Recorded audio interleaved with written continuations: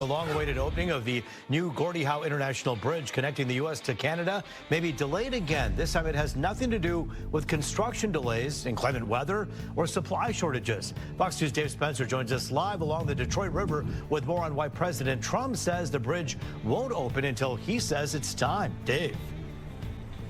Yeah, I think this one took a lot of people by surprise. The Gordie Howe Bridge is scheduled to open in early 2026, and from where I stand now, it looks ready to roll. So seemingly any day now, but the president came in and said, not so fast. He says he will delay that opening until he says that the U.S. is compensated for, quote, everything that they gave them being Canada. And a massive international bridge is almost finished.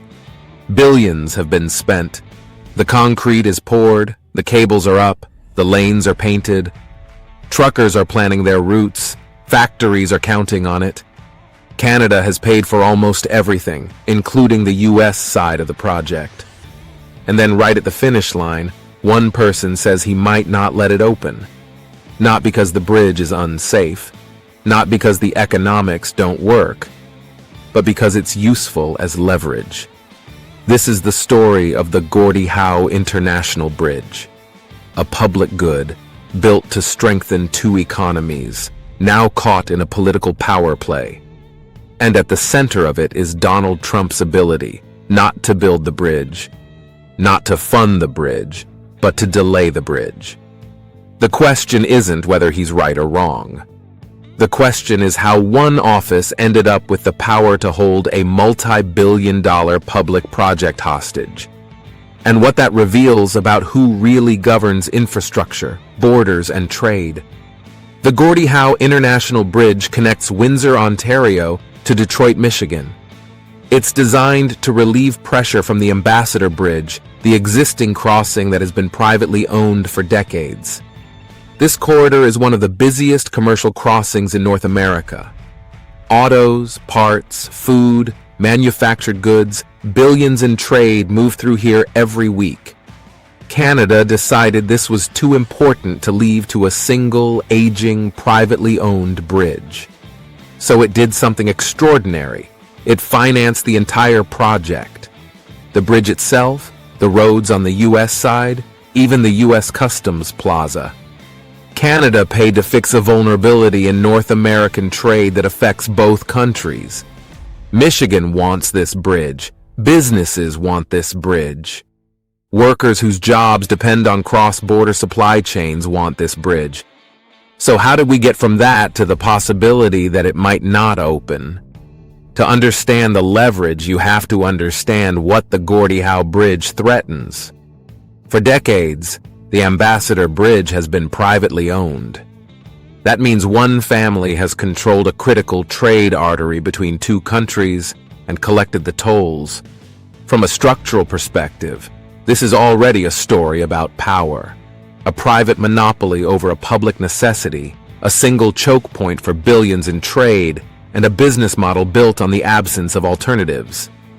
When the Gordie Howe Bridge enters the picture, it doesn't just add capacity. It breaks the monopoly.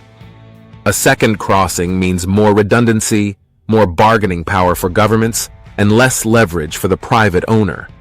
So even before Trump enters the story, there's already a conflict between public interest in resilient infrastructure and private interest in preserving monopoly power.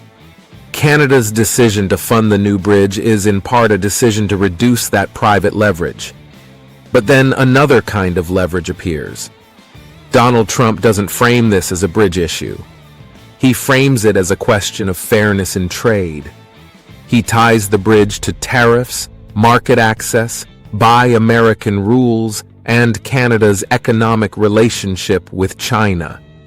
In other words, he takes a concrete, almost finished infrastructure project and plugs it into a much larger narrative. The idea that the United States is being treated unfairly, that Canada benefits more than the U.S., and that cooperation should be conditional on concessions.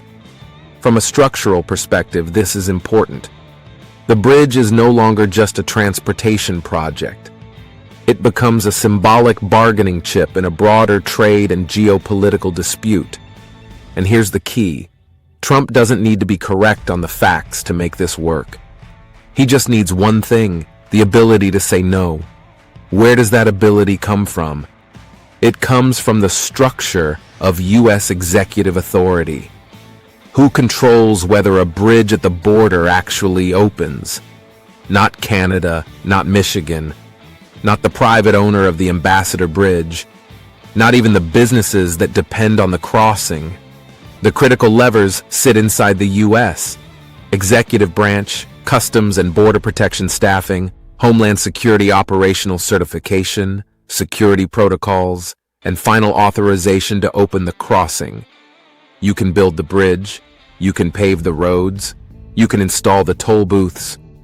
But if the U.S. federal government doesn't staff the customs plaza, certify the crossing, or authorize operations, the bridge is just an expensive sculpture over water. That's where Trump's leverage comes from.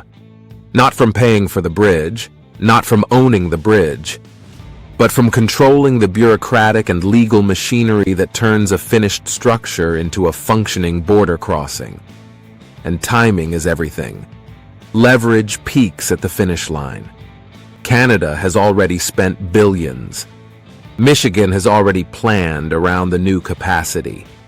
Businesses are expecting smoother flows.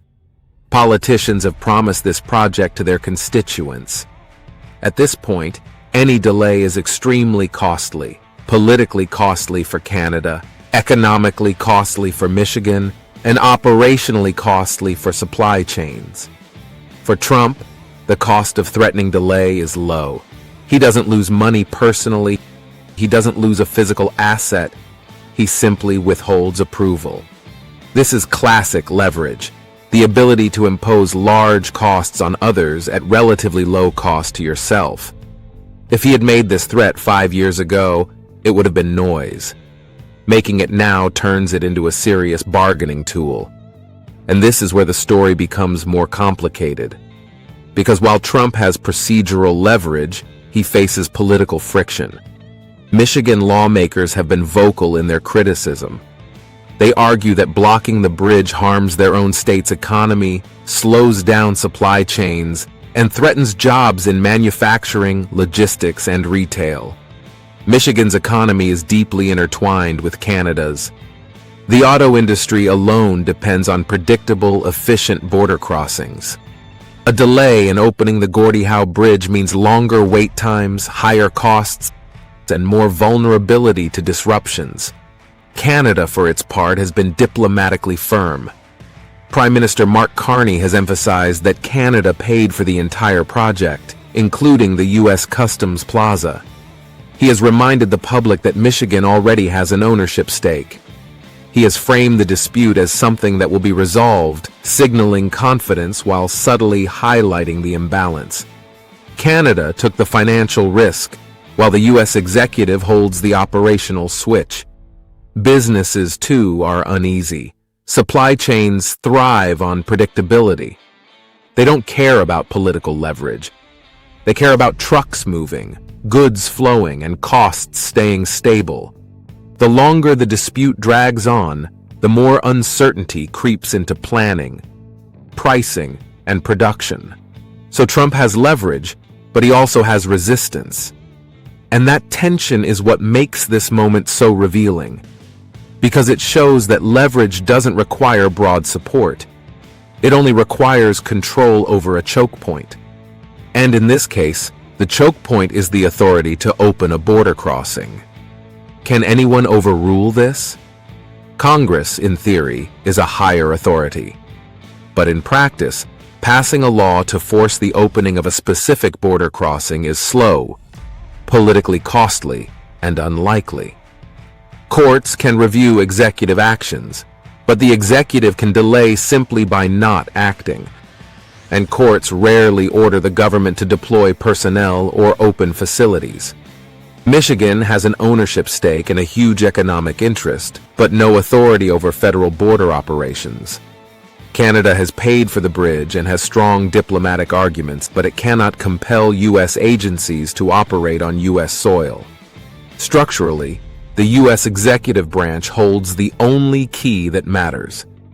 And that's why Trump's leverage is real, even if every other stakeholder disagrees with him.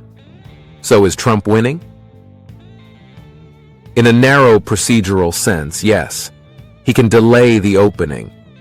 He can tie the bridge to unrelated trade demands.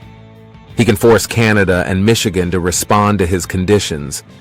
He has the power to impose costs on others at low cost to himself. That is leverage. But in a broader political and narrative sense, he's facing serious pushback. Michigan lawmakers argue this harms their own state's economy and workers. Canada emphasizes that it paid for everything and that the economics are clear. Businesses and supply chains want predictability, not brinkmanship. So while he has procedural leverage, he faces political friction. He is winning in the sense that he can stall. He is losing in the sense that he is increasingly seen as the actor blocking a major public good. And that tension between institutional power and political cost is the heart of this story. But the deeper question is not whether Trump is winning. The deeper question is who should control essential infrastructure, especially when it sits at the intersection of public need, private profit, and national borders.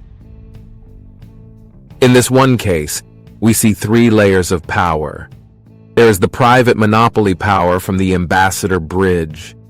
There is public financial power from Canada funding the new crossing.